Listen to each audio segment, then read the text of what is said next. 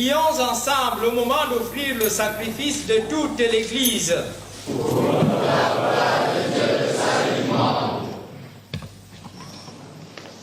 Dieu qui nous a donné ton Fils unique pour nous sauver du mal et de la mort, accepte le sacrifice d'action de grâce que nous t'offrons aujourd'hui.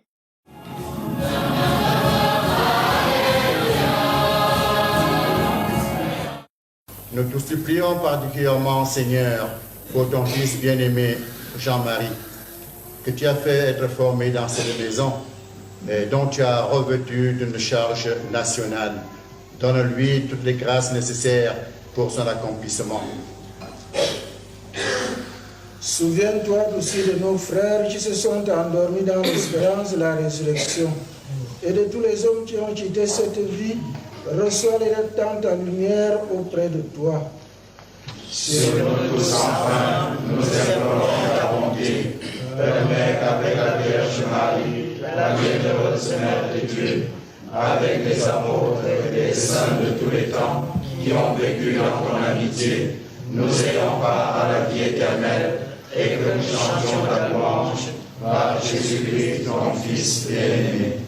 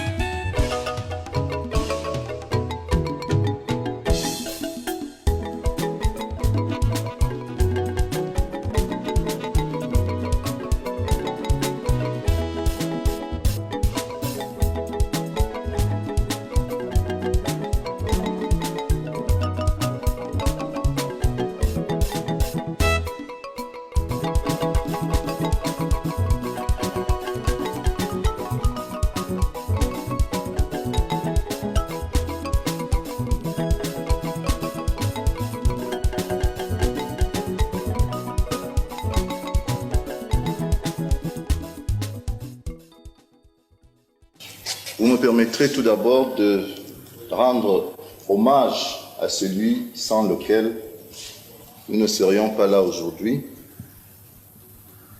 Je veux parler de Monseigneur Paul Etoga, qui a voulu ce séminaire,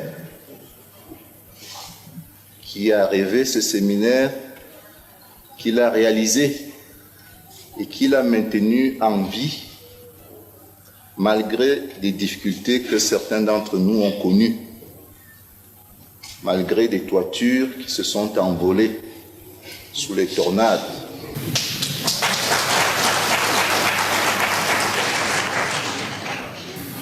Et Monseigneur Paul Etoga a fait partager ses rêves à plusieurs d'entre nous. Certains sont aujourd'hui prêtres, d'autres sont des laïcs. Et comme disait Gandhi, lorsque plusieurs personnes font le même rêve, il devient réalité. Et nous sommes aujourd'hui devant la réalité du séminaire Saint-Paul de Mbalmayo, qui fait la fierté du diocèse. Et je ne voudrais pas dire qu'on se reporte à d'autres séminaires avec lesquels nous étions en concurrence jadis et que l'histoire a emporté ailleurs. Monseigneur Paul, merci beaucoup.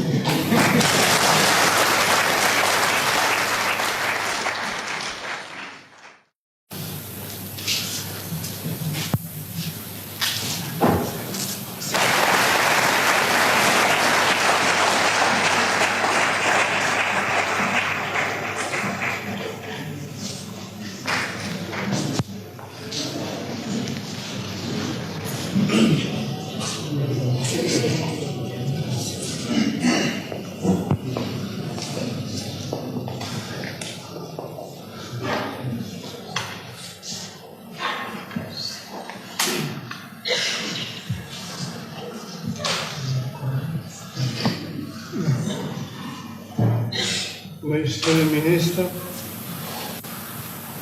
je suis très content de votre venue ici pour revoir l'endroit qui vous a donné une bonne éducation. Je dis bonne éducation parce que vous êtes enfant de Dieu, baptisé dans l'église de Dieu. Et je vois que dans votre cœur, vous n'avez pas oublié votre Dieu. Ce qui vous a poussé à venir nous revoir, c'est votre foi. La foi,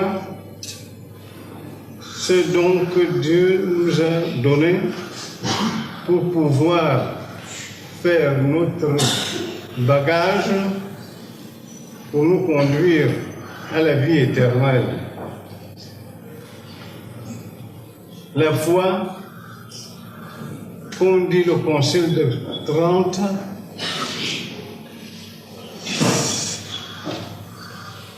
sans laquelle, sans la foi, nous ne pouvons pas nous approcher de Dieu. C'est la foi qui nous ouvre la porte du ciel. Et je suis content de voir que vous voyagez dans cette foi.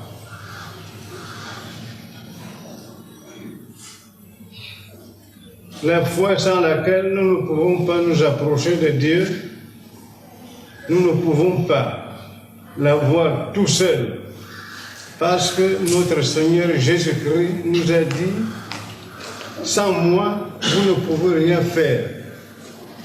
C'est pour cela que je vous encourage à nourrir votre foi comme vous le faites aujourd'hui. Vous avez fait dire la messe en l'honneur de Dieu et aujourd'hui vous avez assisté à cette messe. Et je pense que vos pensées et celles de notre Seigneur Jésus-Christ, de Dieu le Père, du Saint-Esprit, vous ont inspiré d'avoir ces bonnes pensées et vous êtes venus nous encourager. Votre encouragement nous mène vers Dieu. Nous allons maintenant remercier Dieu comme nous l'avons fait pendant la messe. Dans notre vie, nous continuerons à demander à notre Seigneur Jésus-Christ, sans lequel nous ne pouvons pas nous approcher de Dieu, de nous accorder des grâces qui nous mènent sur le chemin de la vérité.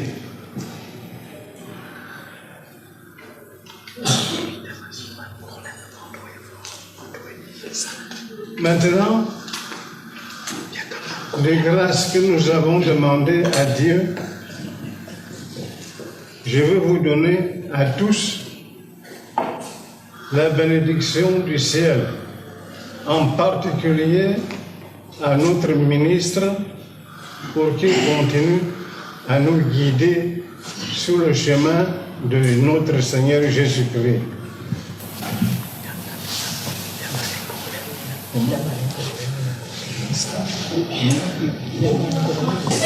Prions. Dieu vivant qui donne le pain de la vie pour délivrer tes amis de leurs péchés et leur fournir des forces nouvelles, dirige-nous de jour en jour vers le royaume dont nous avons l'espérance, par Jésus le Christ notre Seigneur. Amen. Sit nomen Domini benedictus.